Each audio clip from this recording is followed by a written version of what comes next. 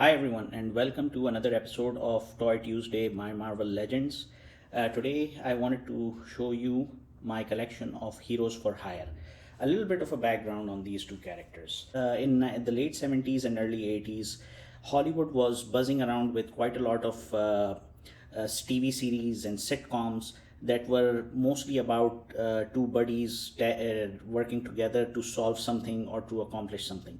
And we would find an African American actor being paired with a white American actor, and they would be either working as members of the police, or they would be students, or they would be private investigators. I mean, it culminated to the point of Miami Vice in the late 80s. So this was a really huge hit. And before that, Hollywood was experiencing a boom when it came to blaxploitation films like Superfly, like Shaft, and then there was the craze for kung fu because of Bruce Lee, because of David Carradine's Kung Fu TV series. So two characters were created by Marvel Comics, and later on they were paired together, and it resulted in one of the best stories that were ever told. And these characters remain relevant to this day. I'd like to introduce you to Luke Cage, who in the 70s and up till the mid 80s was known as Power Man, and Iron Fist. And we have, many of us, seen their TV series on Netflix, which happen to be my favorites. I mean, a lot of people have been talking negatively about Iron Fist series as being too long and lengthy and slow and boring, but that's the way his story is. And Finn Jones, in my opinion, was the best Danny Rand. I hope they Disney take him on board along with Mike Coulter, who played Luke Cage beautifully, I must say, in the Marvel Netflix productions. So right now, what you're looking at is the Iron Fist costume, which remains roughly the same, on the same fundamentals. You have the green, you have the yellow, you have the tattoo on his chest. And this is pretty much which has it hasn't changed much, to the extent that, like, for example, they covered his chest area. Later on there was a latest Marvel Legends action figure concerning that. Till now they haven't, I think, launched the David Aja Iron Fist, which is one of the best series in the 2000s decade, which was like he's fully bare chested and he has these kung fu trousers along with him, with all the bandages on his hands. Really exciting, the comic book series. So right now what you're looking at is Luke Cage from the 70s with the tiara and the chain belt.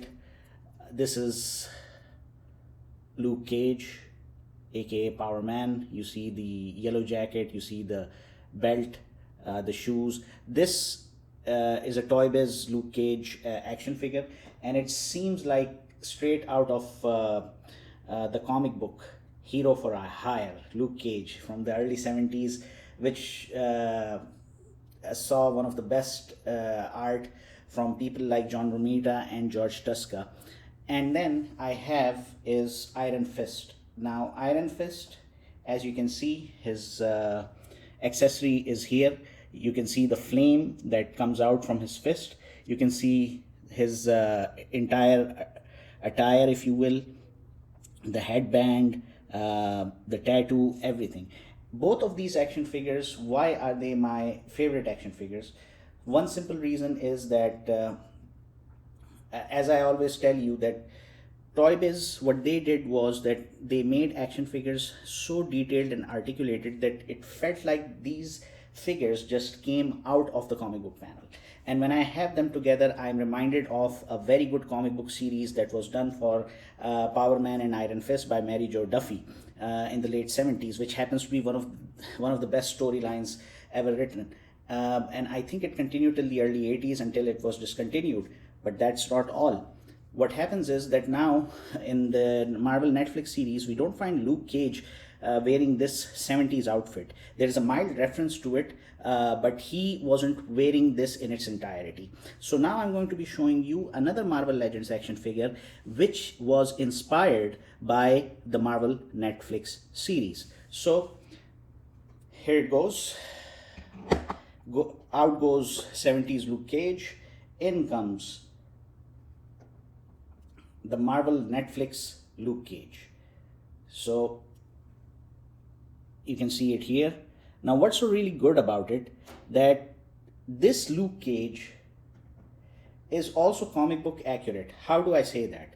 The reason being is that when Brian Michael Bendis took over and he started with his new Avengers run, he was the one who reintroduced or reinvented Luke Cage in an attire that would be very simple and straightforward for the hero of Harlem, because Luke Cage is there to clean up the streets, he is there to look after his neighborhood of Harlem, and he wouldn't be wearing a tiara and a leather jacket. Okay, this might be possible in the 70s, but now in the 2000s this wasn't possible. So Brian Michael Bendis, what he did, along with David Finch in the new Avengers series, he started to introduce Luke Cage in more civilian attire, but something which was very much relatable, relevant, if you will.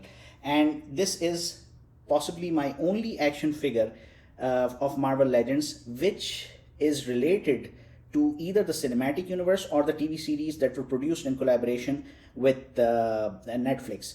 I am personally not a fan of collecting those action figures which have been inspired or which are a result of the MCU projects or any other TV project, whether it was with Netflix or Hulu or whatever. But Luke Cage, the reason I opted for this one was because this particular Luke Cage was there in the comics as well. Yes, his shirt color may have changed, but it just completes my Heroes for Hire set. It also works really well with my new Avengers collection, and Iron Fist, up till the point of Secret Invasion, was still wearing this costume, and this happens to be my really favorite. The only difference that I find is that the action figure, this one, is done by Hasbro, whereas the rest of the action figures were done by Toy Biz. I still haven't seen, yes, Hasbro is doing a good job, but I still haven't seen the detailed articulation that one would find in a Toy Biz action figure. It's like that effect that like the character has just come out of the panel itself. So I hope they keep on improving, and I hope you like this episode. The surprising bit about this was that this was the third most voted superhero team when I did the poll on Instagram and Facebook about which Marvel Legends should I be showing.